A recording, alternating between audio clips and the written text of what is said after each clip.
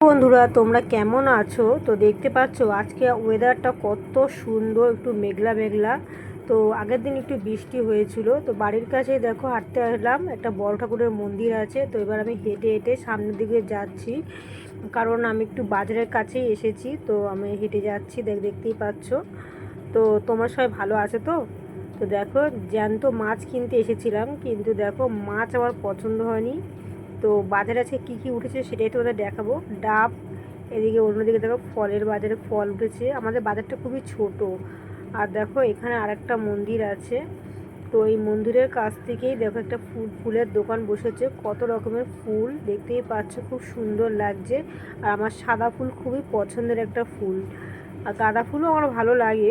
যাই হোক, এবার আমি বাড়ির দিকে আসব। তো সেই রাস্তা ধরে নিয়েছি, এসে রান্না করতে হবে। তো রান্না করতে হবে, তো তাই সবজি কেটে নিয়েছি, পটল, আলু আর হলো গাজর। এটা দিয়ে একটা নিরামিষ তরকারি করব, আর পটল ভাজি করব।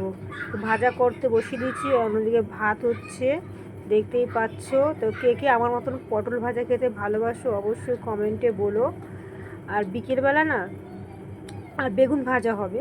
আর বিকেলবেলা দেখো আমাদের এখানে হরিনাম হয়েছিল, সেই প্রসাদ খিচুড়ি আমার খুবই প্রিয় লাগে। তো মা আমার জন্য এনে রেখেছে, আর মা ঠাকুর ঘরে দিয়েছিল জিলেপি আর মালপোয়া আর গজা।